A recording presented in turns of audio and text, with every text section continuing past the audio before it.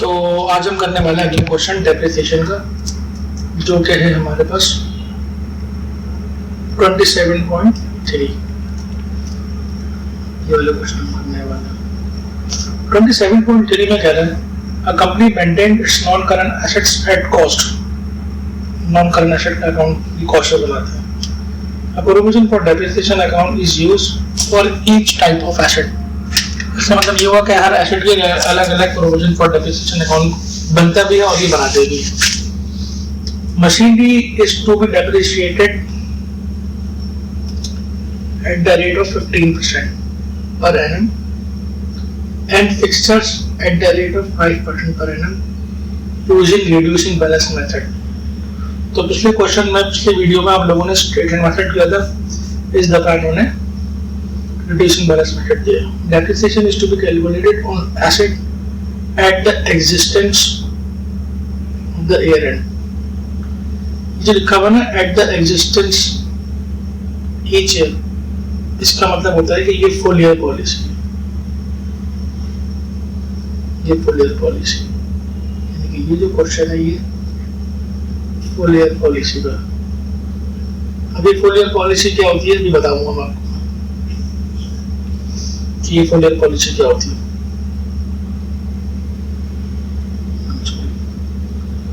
फिर कह रहा है कि आपको जो नीचे इंफॉर्मेशन गिवन है, ट्रांजैक्शंस गिवन है, ये 2 साल की गिवन है, 2016 की और 2017 की। यानी कि 15 को ना कॉस्ट खरीदा है ना कोई एसेट बेचा है, सिर्फ 16 में और 17 में खरीदा है। आपको बनाना है कौन कौन से अकाउंट, एक बनाना है मशीनरी का अकाउंट, एक बनाना है फिक्सर का अकाउंट और 2 उनके अलग अलग प्रोविजन फॉर डेप्रिसिएशन के अकाउंट बनाने हैं। तो हम शुरू करते हैं और 27.3A हम कर रहे हैं और इसका हम पहले रिक्वायरमेंट नंबर A और B करते हैं। मशीनरी अकाउंट बनाते हैं और फिक्सर्स का अकाउंट बनाते हैं। तो हम नीचे आते हैं।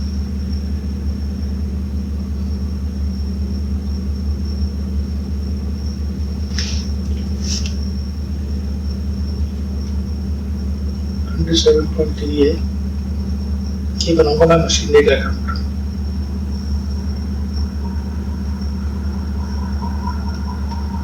और यहाँ पे बना दूंगा फिक्सर्स का अकाउंट।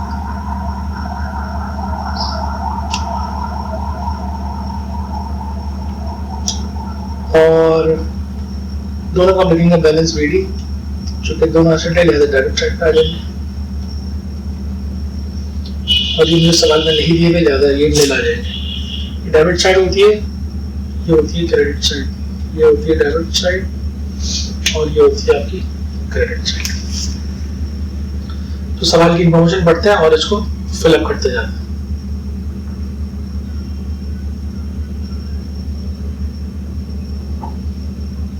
तो अगर हम गौर करें तो हमने 1 जनवरी को खरीदी 2 मशीनें, सॉरी 1 मशीन खरीदी है मैंने और एक खरीदा मैंने फिक्सर। तो पहले मशीनरी के अकाउंट में डाल देते हैं 2800।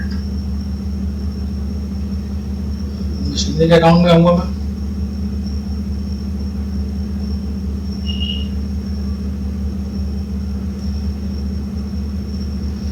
मैं लिखूंगा 1 जनवरी 2016, यहाँ पे भी आएगा 1 जनवरी 2016।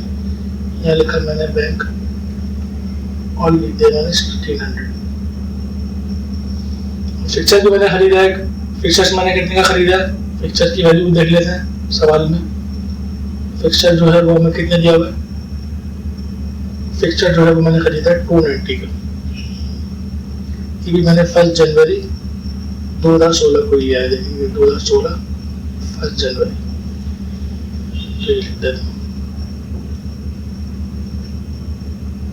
ये नीचे आया मैं फिक्सर के अकाउंट में और यहाँ पे आने के बाद मैंने ये लिखा मैंने 1 जनवरी 2016, यहाँ पे लिखा 1 जनवरी 2016, यहाँ लिखा मैंने बैंक, यहाँ लिख दिया मैंने 290।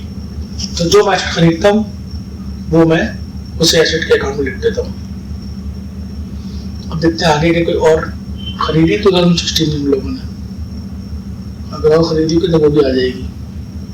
तो यहाँ पे नजर आ रहा है कि मैंने एक और फिक्चर लिया है 1 जुलाई को, ये देखिए लिखा हुआ है 1 जुलाई को मैंने फिक्चर लिया है, जो कि लिया है मैंने 620 का। उसके अलावा मशीन मैंने नहीं खरीदी, तो ये मालूम हुआ फिक्चर के अकाउंट में। अच्छा लिया कितने का ये भी देख लेते हैं। ये मैंने आपका अल्लाह भला करे, ये लिया मैंने 620 का, 620। तो ये फिक्चर के अकाउंट में आऊंगा मैं।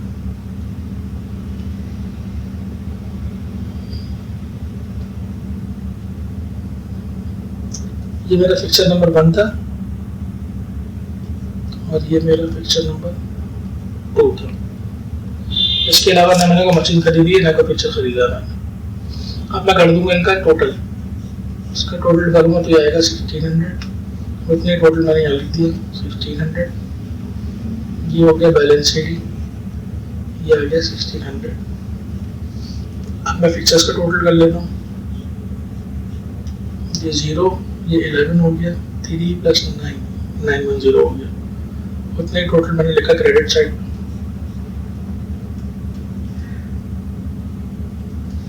ये भी आ गया बैलेंस CD 910। अब ये जो CD है इनको बनाऊंगा BD।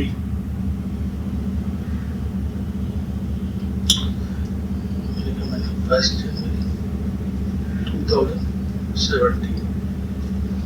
अच्छा एक चीज आपको दिखा दूं बड़ी इंपॉर्टेंट है कि इस सवाल में दोबारा चलते हैं। देखिए सवाल में लिखा हुआ है 2016 में खरीदी है मैंने। हर साल के बाद मुझे अपना CD BD निकालना होता है, यानी कि 2017 में मैं अकाउंट बनाऊंगा तो पहले मुझे CD का CD निकालना होगा, 16 का CD निकालना होगा। जो 16 का CD होगा वो हमेशा 17 का BD होगा, यानी हर ईयर के एंड में मुझे CD और BD करना जरूरी है। ये मैं पिछले सवाल में भी करता रहा हूँ, ये बार बार रिपीट कर रहा हूँ ताकि बच्चे कंफ्यूज ना हो। ठीक है, एक साल में एक दफा अकाउंट बनता है, फिर हम उसी अकाउंट को कंटिन्यू करते हैं और वही CD जो है वो हमारा BD बन जाता है। तो ये चीज बड़ी इंपॉर्टेंट है कि सवाल जब कंटिन्यूटी में 2 साल का दिया हुआ हो, 3 साल का दिया हुआ तो आपने इससे घबराना नहीं है, बल्कि आपने क्या करना है उसी में CD BD करके उसको कंटिन्यू कर लेना। तो लिहाजा भी हमने 16 का अकाउंट बना लिया, हम 16 के CD BD करके 17 में जम कर रहे हैं। फिर हम 17 की जो है वो अकाउंट पे जो इन्फॉर्मेशन दी हुई है वो सवाल में वो डाल देंगे अकाउंट में। और ये जो 16 का जो CD है ये 17 का क्या बन जाएगा, BD बन जाएगा। ये 16 आ गया, ये जो CD है यही मैंने BD बना दिया। Same goes for pictures, picture में भी डेट डाल दूंगा मैं 1 जनवरी 2017। यहाँ लिखा मैंने बैलेंस BD और ये मैंने 910 लिख दिया, ये BD बन गया। अब हम क्या करेंगे, अब हम 17 की इन्फॉर्मेशन भरेंगे दोनों लेजर्स के अंदर। तो दोबारा सवाल पे आया, जब सवाल में आया तो फिर मैंने 17 की इन्फॉर्मेशन पढ़ना शुरू कर दी। ये लिखा हुआ है कि देखिए 1 अक्टूबर को मैंने एक मशीन ली 3500 की और 1 दिसंबर को मैंने एक फिक्चर लिया 130 का।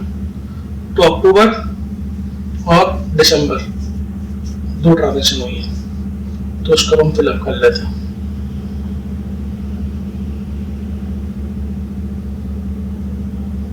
यहाँ लिखा मैंने 1 अक्टूबर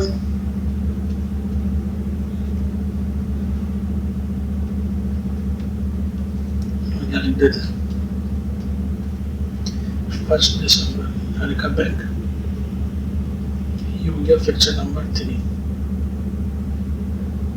और ये हो गया आपका बैंक। अच्छा ये जो थी आपकी ये मशीनरी बनती है, तो ये कौन सी मशीनरी हो आपकी, ये हो गई मशीनरी नंबर 2। और ये जो फिक्चर नंबर 3 है इसकी फिगर कितनी है, ये कितने का लिया है, ये सवाल में मेंशन है। सवाल से फिगर देख लेते हैं ये कि कितने का लिया है मैंने। ये मैंने लिया है 130 का, ये देखिए लिखा हुआ है 130 का लिया है मैंने। तो ये मैं 130 वहां पे प्लेस कर दूंगा।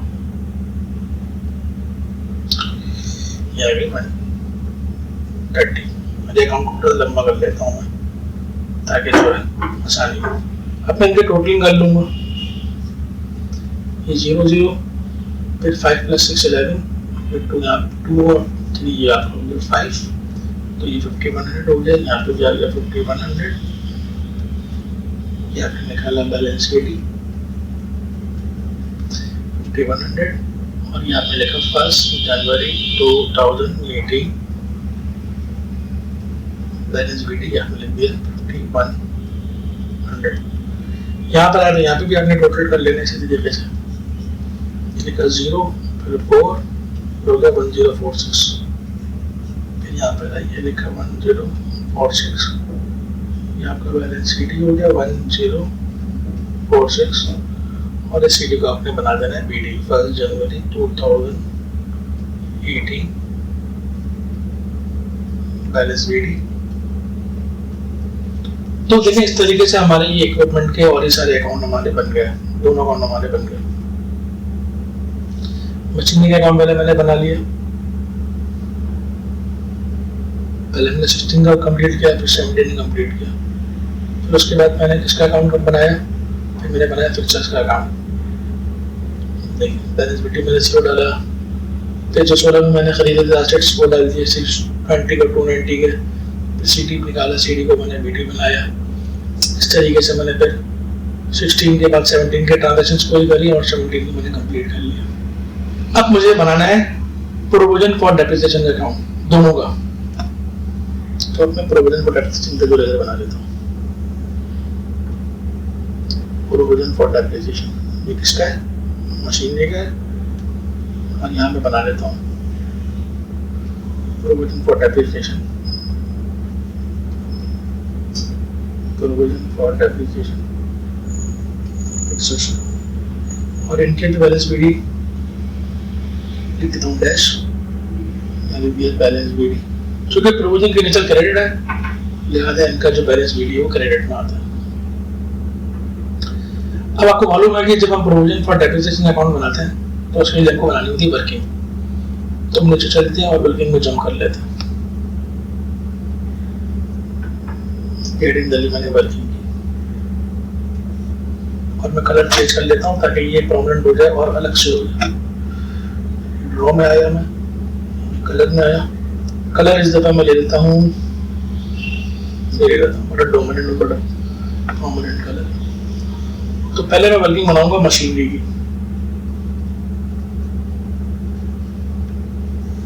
मशीनरी की वर्किंग बनाऊंगा, और कितने साल की वर्किंग बनाऊंगा, 2 साल की, 2016 की और 2017 की। मेरे पास 2 मशीन है, मशीन नंबर 1 है और मशीन नंबर 2 है। तो पहले मशीन नंबर 1 से शुरू करते हैं। मशीन नंबर 1 में आऊँ अगर, तो देखिए सवाल में मुझे मशीन नंबर 1 के बारे में क्या बताया हुआ है, उसकी डेप्रिसिएशन का मेथड क्या है और कितना परसेंटेज ये हमें देखना है। तो अगर हम सवाल में आ जाए और करें तो देखेंगे बता रहे हैं कि जो आपकी मशीनरी है, ठीक है, लिखा हुआ है मशीनरी जो है उसको डेप्रिशिएट करना है आपने किससे, 15% करना है पर एनम, और मेथड कौन सा लगाना है, मेथड कौन सा लगाना है अपनी depreciation per annum feature eight 5%, दोनों पे लगाना है आपने रिड्यूसिंग बैलेंस मेथड, मशीनरी पे भी और फिक्सर पे भी आपने कौन सा लगाना है। लेकिन मशीनरी पे परसेंटेज कितना है, 15%, फिक्सर पे कितना है 5%, तो खाली परसेंटेज का फर्क है, मेथड दोनों में एक ही है। और यहाँ पॉलिसी कौन सी है, यहाँ पॉलिसी आपकी फुल ईयर पॉलिसी। आपकी फुल ईयर पॉलिसी का मतलब ये होता है कि आपने ऐसे चाहे जुलाई में खरीदा हो, दिसंबर में खरीदा हो, अक्टूबर में खरीदा हो या जनवरी में खरीदा हो, आपने डेप्रिसिएशन जो है वो पूरे साल की निकालनी है। देखिए फुल ईयर पॉलिसी का स्टेटमेंट क्या है, फुल ईयर पॉलिसी देखें क्या कहती है, मैं आपको बता देता हूँ। देखिए अगर मैं फुल ईयर पॉलिसी को एक्सप्लेन करूँ, फुल ईयर पॉलिसी इसमें तो मंथली बेसिस पे करते हैं, ये बात हमने डिस्कस कर ली थी। फुल ईयर पॉलिसी में ये होता है फुल ईयर डेप्रिसिएशन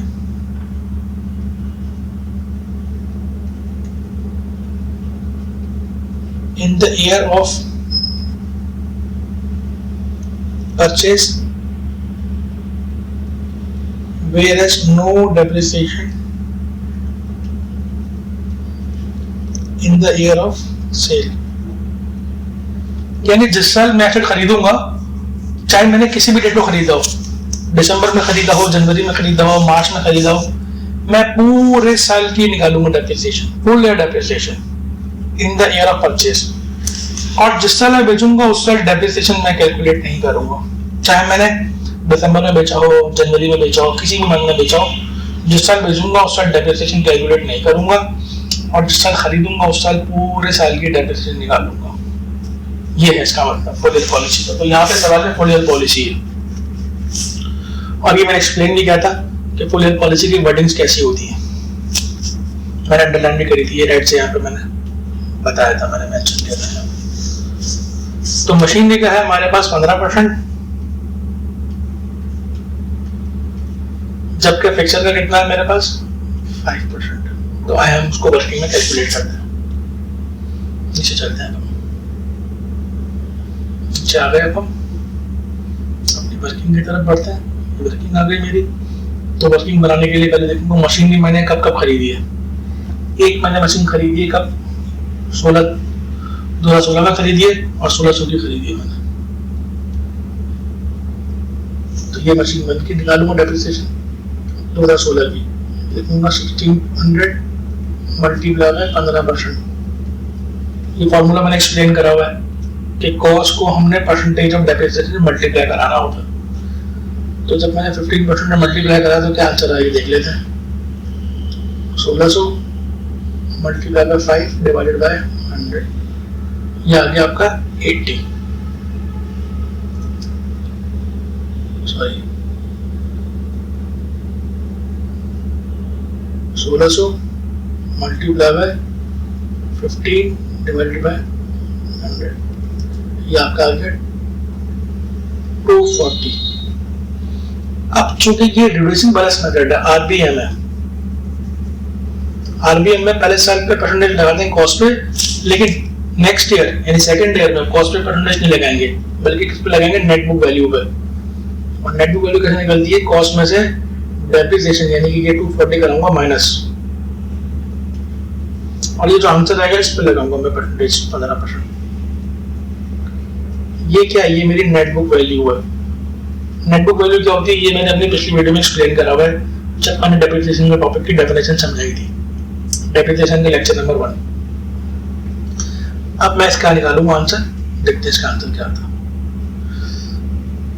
तो ये लिखा मैंने 1600 minus 240 multiply by 15 divided by 100, ये आ गया आपका 204। तो ये मशीन वन का डेप्रिसिएशन निकाल लिया मैंने दोनों सालों का, 16 का भी निकाल दिया और 17 का भी निकाल दिया। अब मैं निकालूंगा मशीन नंबर 2 का डेप्रिसिएशन। मशीन नंबर 2 जो है वो मेरी 2016 में एग्जिस्ट नहीं करती थी, लिहाजा उस साल उसका डेप्रिसिएशन नहीं लाया जाएगा। अब 17 के निकालते हैं, क्योंकि इस 17 में मैंने खरीदी और कितने के लिए देखें जरा, ये मैंने लिए $3500 की, $3500 की, सॉरी। तो $3500 ये लिखा मैंने कॉस्ट यानी 3500 मल्टीप्लाई बाय 15%। इसको सॉल्व कर लेते हैं, इसको सॉल्व करेंगे तो आएगा answer 3500 multiply by 15 divided by 100, ये आ गया आपका 525। अब मैं टोटल कर लेता हूं। जब मैं टोटल करूंगा 2016 का, तो ये खाली एक ही फिगर है 240, जबकि मैं 17 का टोटल करता हूं तो यहाँ दो फिगर है, 525 भी है और 204 भी, दोनों को टोटल कर लेते हैं।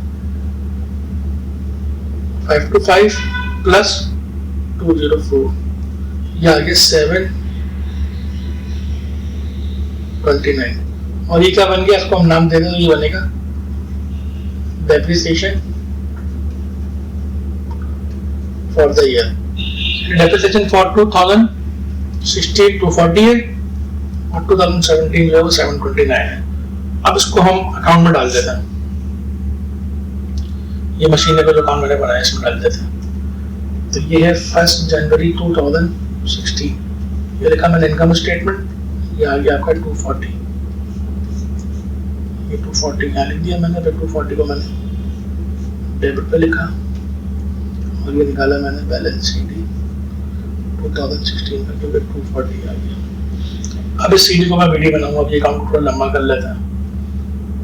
1 जनवरी 2017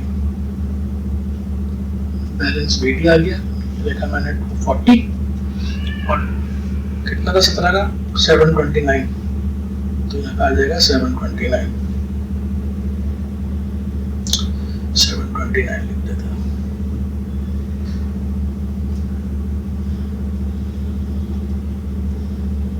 आ गया आपका इनकम स्टेटमेंट, इसको टोटल कर लेंगे, तो ये लिखा 9 + 6 + 9, ये हो गया आपका 969। फिर आपने उतना ही टोटल यहाँ लिख दिया 969, इसको मैं टोटल करा, बैलेंस CD भी 969 आ गया। CD को बनाएंगे BD 1 जनवरी 2018 बैलेंस BD, ये भी आपका कितना आ गया 969 आ गया। तो this is how we complete the provision for depreciation account for machinery for 2 years 16 and 17। अब हम किसका अकाउंट बनाएंगे? अब हम बनाएंगे provision for depreciation account fixers का, तो उसके लिए हमको बनानी पड़ेगी वर्किंग। तो आए हम वर्किंग में चलते हैं दोबारा से और फिक्सर्स की वर्किंग बनाते हैं। ये लिखा मैंने फिक्सर्स,